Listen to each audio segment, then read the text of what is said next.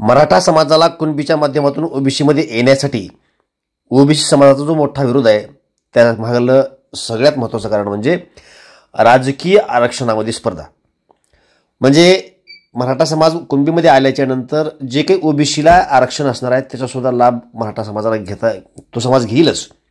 आणि त्यामुळं ओबीसीवरील इतर जातीवरती याही बाबतीमधला अन्याय होऊ शकतो. या अनुषंगानं फार मोठ्या प्रमाणामध्ये विरोध चालू आहे. त्या भूमिकेवर जरांगे पाटलांनी काय मत मांडलं पुणे येथील पत्रकार परिषदेमध्ये वेगवेगळ्या प्रश्नांची उत्तर देताना त्यांनी याची पण माहिती सांगितली. ती थोडी ऐकूया आपण. चॅलेंज होतोय, आम्हाला नाही कोणाचं वाटलं करायचं, याला हे आमचे चॅलेंज करायचं बंद कर. 3दा झाले आमचं आरक्षण घालवायचं. काही पडद्याच्या मागून येत, काही पडद्याच्या पुढून येत. कोण कोण काय करतं आम्हाला काही मिळत लागा नाही. मागा सिद्ध झालं तरी आमचं कोणकड हरत येत कागद मिळत लागत. आम्ही 70 वर्षापासूनच्या नोंदी सापडल्या तरी म्हणते हे मागच्या दारातून आल्यात. मागच्या दारातून कोण कोण येत असतात, सगळ्या पुढून आल्या. तो एकटा इथं समिती काम करते तरी तो मागच्या दारातून आल्या. म्हणजे आमच्या विषयीचं जे आकाश आहे ते त्यांनी सोडून दिला पाहिजे. आता तर नोंदी सापडल्यात. इथून मागचा ठीक आहे, चला 2 वेळ झालं, राणे समितीच्या टायमाला झालं, गायकवाड कमिशनच्या वेळेस झालं, भोसले साहेबांचा अहवाल आला त्यावेळेसही तसंच झालं. तुम्ही ज्या ज्या वेळेस करायचं त्या त्यावेळेस मराठ्यांच्या विरोधात केलं. ज्या ज्यावेळेस सारथीचा निधी दिला गेला त्यावेळेस तुमची हीच भाषा. ज्यावेळेस अण्णासाहेब पाटील विकास महामंडळाला भाग भांडवल दिलं त्यावेळेस तुमची हीच भाषा. पीएचडी धारकांना काय निधी दिला त्यावेळेस हीच भाषा. आधी संख्या पद निर्माण करून ESBC आणि ECBCचे विद्यार्थी घेतले त्यावेळेस पण तुमची हीच भाषा. कधीतरी तुम्ही कोणाचा तरी मुलं स्वतःचा मुलगा म्हणून त्याच्याकडे बघून प्रत्येक वेळेस आकर्षच व्यक्त करावा असं नसतंय. परंतु तो थांबतच नसेल तर आमचा नाविलाज. इमोशनल आहे, भावनिक भूमिका आहे तुमची, अशी सुरुवातीपासून चर्चा आहे. तुम्ही ज्या आरक्षणाची मागणी केली त्याच्यामुळे काही तांत्रिक मुद्दे उपस्थित होतात, टेक्निकल ग्लिचेस ज्याला म्हणतात. एसीबी एकतर कुणबीचं आरक्षण घेता येईल किंवा एसीबीसीचं आरक्षण घेता येईल अशी परिस्थिती. आता ज्यांनी एसीबीसीचं आरक्षण घेतलेलं आहे मराठा किंवा कुणबी समाजातल्या मुलांनी, त्यांना ओबीसीचा लाभ घेता येणार नाहीये.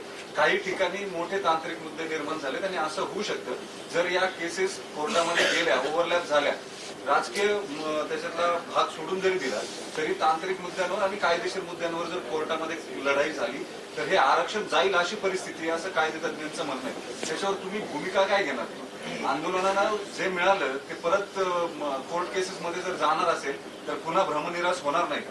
कोणचं आरक्षण म्हणतात? ECBCचं का आता नोंदीच? दोन्ही आरक्षण एका वेळेस एकाच नाही, एक नाही होऊ शकत. दोन्ही वेळेस एका वेळेस एकाच आरक्षणाचा लाभ घेता येतो. पण आता असे ग्लिचेस निर्माण झालेले की आधी एसीबीसीचं आरक्षण घेतलं आणि आता ओबीसीचं तुम्ही जे म्हणताय ते सर्टिफिकेटचं आरक्षण मिळेल. तर त्यातनं नवीन जो मुद्दा तयार होतोय तांत्रिक, त्याच्यामध्ये ही दोन्ही आरक्षण रद्द होऊ शकतात. न्यायालयामध्ये एकाच प्रवर्गाला 2 वेगवेगळे आरक्षण वेगळ्या वेगळ्या माध्यमातून मिळतात. हे जर न्यायालयामध्ये सिद्ध झालं तर ही दोन्ही आरक्षण रद्द होऊ शकतात, ज्याच्यामध्ये कुणब्यांचं सुद्धा नुकसान होईल मोठं. आणि तुम्ही पहिले EWS जे आरक्षण आहे ते त्या संदर्भाचं 8% आणि पहिलं जे तुम्ही एकीकडे आता कुणबी आणि मराठा एकच आहे असं म्हणून जे लॉजिक दिलं त्याच्यामुळे मराठ्यांना आरक्षण मिळेल. आता ओबीसीचं आरक्षण रद्द करा असं जर तुम्ही मागणी केली तर त्यात कुणबी येत आहेत पुन्हा. हे बघा, त्याचा अर्थ तसा नका करू. त्याचा अर्थ असा आहे की आम्हाला करायचंच नाही. शक्यतो तुम्हाला सांगतो 99% आम्हाला त्यात पडायचंच नाही, कोणाचं वाटलंच नाही करायचं. परंतु आता आमच्या ज्या नोंदी सापडल्यात ह्या चॅलेंज होत नाही. तुम्हाला 57 लाख चॅलेंज करायला लागते, सगळे एकत्र नेणार पर माणूस तुम्हाला चॅलेंज करायला लागणार. ही साधी सोपी प्रक्रिया नाही. कारण जर आमचं शासकीय नोंदी ह्या भारतातल्या पहिल्या नोंदी आहेत की मराठा समाज सापडले, हे चॅलेंज होणार नाही. ह्या चॅलेंज झाल्यावर तर ते आरक्षण राहूच शकत नाही. आणि ECBCच्या बद्दल समाज ठरवलं तुम्हाला कोणचं घ्यायचं. तर आमची मागणी, आपल्या जर शासकीय ओबीसी आरक्षणातल्या नोंदी सापडल्या तर आपण सगळ्यांनी ओबीसी आरक्षणच घ्यायचं. याच्यापासूनचा डबल फायदा आहे, तो राज्यात पण आहे आणि केंद्रात पण आहे. म्हणून शक्यतो सगळा भर इकडेच राहणार. ECBCच्या बद्दल जर ते खूप लांबचा प्रश्न आहे. क्युरिटी पिटिशन ओपन कोर्टात येईलच का? कारण ते उपचारात्मक याची का त्याच्यावरती ती जर ओपन कोर्टात आली तर जर तरचा प्रश्न आहे. ते खूप किचकट प्रक्रिया आहे.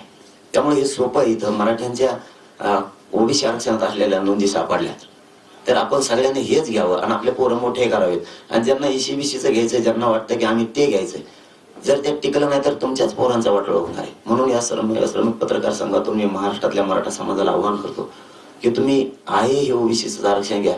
त्या नादात परत असं होऊ नये की ते पुन्हा उडायचं आणि तुमच्याच लेकराचं वाटोळा व्हायचं.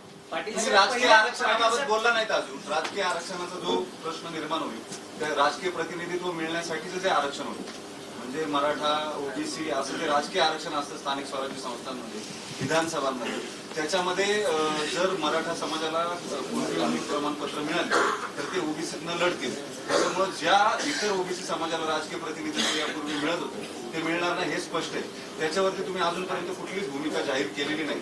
इतर जे ओबीसीना राजकीय प्रतिनिधित्व मिळावं म्हणून आरक्षण होतं ते पूर्णतः फेल ठरेल जर ही प्रमाणपत्र मिळाली तर राजकीय प्रक्रियेमध्ये. त्याचं काय करायचं? पण आम्हाला त्या राजकीय बाबत कोणी भूमिका विचारलीच नाही. नाही ते नाही विचारायला पाहिजे. आपण आमची खरी भूमिका अशी आहे की आम्ही लढताना मराठ्यांच्या पोराला शिक्षणात नोकरीत आणि हे ओबीसी आरक्षणातला फायदा झाला पाहिजे यासाठी लढाई होती. मराठा आणि कुणबी एकच यासाठी पण तसे पुरावे पण दिलेत. फक्त आमचं एक म्हणणं त्यांचे जे फायदे माणुसकी म्हणून तेच आमचे पण झाले पाहिजे याच्यावर मात्र आम्ही ठाम. त्यांचे जिथं ओबीसीचे फायदे होते तिथं मराठ्यांचे झाले पाहिजे. मग राजकीय आरक्षणाचा उपयोग काय? ती जी प्रक्रिया ती व्यवस्था जी निर्माण केली होती राजकीय प्रतिनिधित्व मिळावं म्हणून त्याचं काय? त्यातही वाटेकरी त्या उद्देशाचं काय? ते उद्देश धरून हे आंदोलन बी नाही आणि मागणी नाही पण त्यांचे जिथं फायदे होते तिथं मराठ्यांचे झाले पाहिजेत या मताशी मी ठाम आहे आणि मराठा समाज सुद्धा ठाम.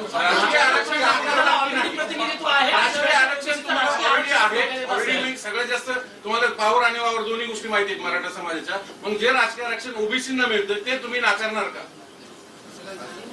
त्यांना जे फायदे होते ते आम्ही का घेऊ नये? ऑलरेडी तुम्हाला प्रतिनिधित्व आहे ना ते. ऑलरेडी मराठा समाजाला आहे. तुम्ही बहुसंख्याच्या जोरावर झुंडशाही करणार. एकदा असं नाही म्हणायचं. झुंडशाहीचा काय संबंध आहे? एक हक्क मागतो त्याला झुंडशाही म्हणतात काय? जे ऑलरेडी आहे ना तुम्हाला काय कुठं त्यांच्याचमुळे वाटलं झालंय आमचं. त्यांच्याचमुळे वाटलं झालंय आमचं सगळं. आम्हाला एकदा आम्ही मागणी करतोय ती मिळू द्या. आम्ही समाज ठरवून पुढच्या त्या भूमिकेबद्दल काय करायचं ठरवू.